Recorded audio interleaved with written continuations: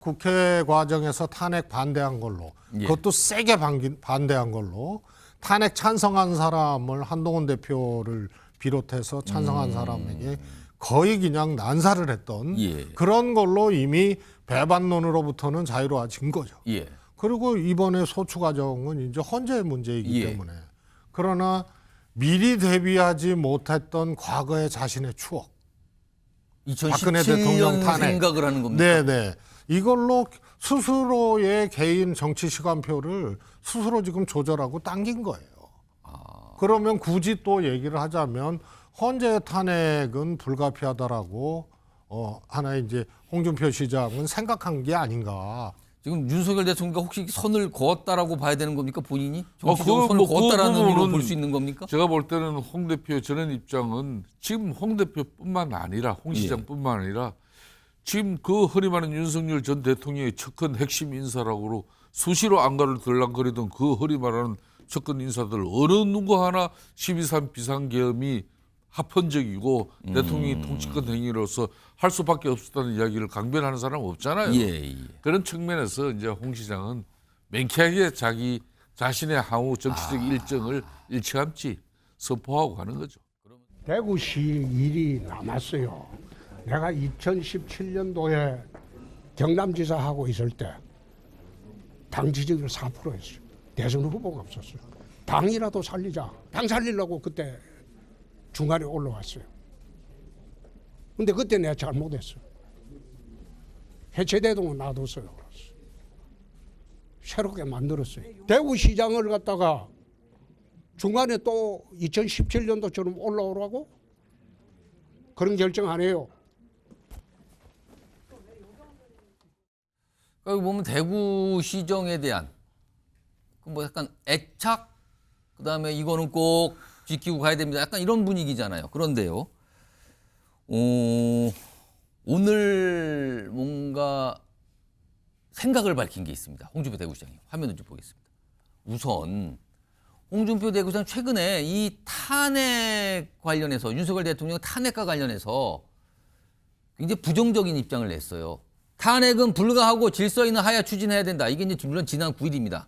그리고 그 이후에 계속 뭐가 여의치가 않고 하야가 이런 얘기가 논의가 뭐 말만 나오고 그러다가 이제 탄핵안이 가결됐잖아요. 그리고 그쯤에도 야당과 야합의 탄핵 동참, 박근혜 때만으로 좋게 된다. 그러니까 탄핵 소추 이거 여당에서 동참하라 이러면 안 됩니다. 그러니까 탄핵 반대 분위기로 분명히 드리잖아요. 지금 이런 입장을 냈습니다. 그런데 오늘 입장을 낸 게요.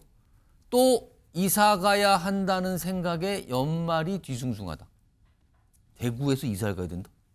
이거는 지금 대구시장이 이런 얘기한다는 거는 떠난다는 얘기잖아요.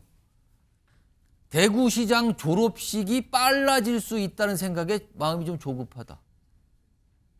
이런 내용의 글을 남깁니다. 최재성 전 수석님, 탄핵에는 부정적이었어요. 근데 지금 이게 무슨 생각하는 겁니까? 지금 그러면은 이게? 저는 우리나라 정치인 중에 가장 두꺼운 분이 홍준표 시장님이라고 생각하는데 그 눈 하나 깜짝 안 해요. 정치인이 말을 바꾸거나 입장을 바꿀 때는 제법 고민도 하고 또 그럴 수 있는 이유와 명분도 좀 찾고 이러는데요. 그냥 합니다. 일단은 논리적인 명분 이후에 예를 들어서 대선을 하면서 예. 당을 깼다, 배반했다 이런 프레임은 이미 벗어났어요. 왜냐하면 국회에서 하는 탄핵 절차 여기에는 반대 입장을 분명히 했으니까. 반대 입장을 냈다. 네, 그리고 국회 탄핵 통과되고 지금 이제 헌재 과정이 남아 있는 거 지나갔다 아니에요? 이거죠. 그거는 홍준표 시장의 의견하고 상관없이 진행이 되는 거예요. 예.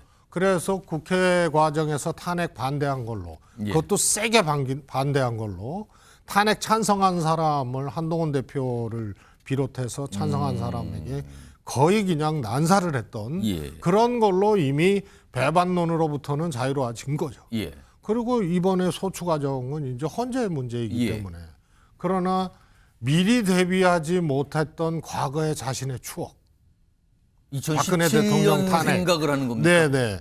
이걸로 스스로의 개인 정치 시간표를 스스로 지금 조절하고 당긴 거예요. 그러면 굳이 또 얘기를 하자면 헌재 탄핵은 불가피하다라고 하나의 이제 홍준표 시장은 생각한 게 아닌가. 그러니까 저 얘기는 대구를 떠난다. 그리고 뭐 마음이 조급하다. 4년을 뭐 조기 졸업 이거는 아마도 아직은 모릅니다. 이건 단정적으로 지금 말할 수 있는 단계가 아니에요. 있을 수도 있는 그 예. 조기 대선 가능성에 대해서 생각을 하면서 그렇다면 그 전제는 탄핵안이 헌재에서 뭔가 받아줄 수 있다. 이런 생각을 벌써 깔고 간다. 이 뜻입니까 지금요? 그러면? 그리고 홍준표 시장님이요. 예. 국회에서 탄핵 반대 이거 분명히 했고요. 그리고 내란죄냐 저게 뭐 이런 얘기도 하셨던 것 같아요. 그런데 탄핵을 기각해야 된다. 저건 탄핵 기각 사유다. 이런 얘기는 한 번도 안 했어요. 그래서 그런 점에서 보면 자기 정치 일정들을 조금 땡기는 그런 얘기를 하는데 보통 저렇게 못 하거든요. 근데 그냥 해요. 딱 저렇게 시원하게 야 탄핵 될 수도 있고, 예. 그러니까 시간표가 당겨질 수도 있으니까 나 출마하겠다 이런 거를 한번 저렇게 시원하게 해놓으면 그 다음부터 뭐 좌고우면하고 그럴 필요가 없죠. 홍준표 시장의 스타일대로 저는 했다고 봐요. 제 표현으로는 매우 두꺼운 분위기 때문에 저게 가능했던 거고요. 지금 계엄 사태를 지나서 탄핵 정국으로 가고 있습니다. 그러나 너무 많은 변수들이 있어서 누구도 단정적으로 어떻게 얘기를 할 수 없는 상황인 거죠. 그런데 홍준표 대구시장은 오늘 묘한 분위기의 입장을 냅니다. 자, 그리고요. 오늘 요 입장을 내기 전에 며칠 전에 또 이런 얘기도 꺼내놓은 게 있습니다. 화면 보겠습니다. 윤 정권과 차별화 시점은 4년차 때부터라고 생각했지만 너무 일찍 왔다. 보수 세력은 아직도 건재하고 상대가 이재명 대표라 다행이다. 이건 21일입니다.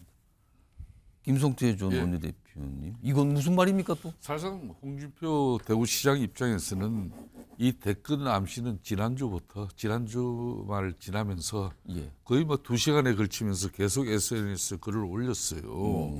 그래서 여권의 이런 다른 주자들과는 이미 차별성을 두고 본인은 박근혜 그때 대통령 탄핵 당시에 그 절망적인 그때 보수당인 그때 새누리당 후보로 예. 다시 탄핵을 극복하려는 그런 후보였다. 그런 측면에서 다른 후보들은 이런 경험을 해보지 못했다. 그런 측면에서 본인의 강점을 지금 이야기하는 거죠. 본인은 과거 2015 탄핵 당시에 대선 해봤다. 그렇습니다. 그러니까 예. 탄핵 국면에서의 대선 경험을 치른 후보는 지금 국민의힘 내에서는 보수 진영에서는 오로지 온리 본인밖에 없다. 뭐 그런 측면에서 좀 전에 최재성 수석 이야기처럼 대체적으로 솔직담백하게 한 이야기죠. 이미 본인은 윤석열 대통령 탄핵을 반대했지만 국회에서 이미 뭐 탄핵을 소추 의결해버려서 그 앞으로는 이제 헌재의 시간이지 뭐 정치권의 시간이 아니다. 자신은 정치인이기 때문에 이제 앞으로 다가올 조기 대선을 준비할 뿐이다. 이제 이런 거죠. 지금 윤석열 대통령과 혹시 선을 그었다라고 봐야 되는 겁니까 본인이? 그거 정치적으로 선을 뭐 그었다라는 그 의미로 부분은 볼 수 있는 겁니까? 제가 볼 때는 홍 대표 저런 입장은 지금 홍 대표뿐만 아니라 홍 시장뿐만 아니라 지금 그 허리 많은 윤석열 전 대통령의 척근 핵심 인사라고 수시로 안가를 들락거리던 그 허리 많은 척근 인사들 어느 누구 하나 12.3 비상계엄이 합헌적이고 대통령이 통치권 행위로서 할 수밖에 없었다는 이야기를 강변하는 사람은 없잖아요. 예. 그런 측면에서 이제 홍 시장은 맹쾌하게 자신의 향후 정치적 일정을 일찌감치 선포하고 가는 거죠. 그러면서 이재명 대표라서 다행이다는 얘기까지 며칠 전에 꺼내놓고 잤네요. 같이 지금 오늘 그리고 회자가 이미 되고 있습니다. 이제 민주당 진영하고 맞서는 우리 보수 진영, 보수가 개멸되지 않았다 그래도 윤석열 대통령이 심판한 거지 우리가 보수가 심판받은 거 아니다. 그 논리로 이미 갈아탔다고 봐야죠. 홍준표 시장은. 알겠습니다. 오늘 홍준표 대구시장의 입장 정치권에서 꽤 많이 회자가 되고 얘기들이 나와서 전해드렸고요.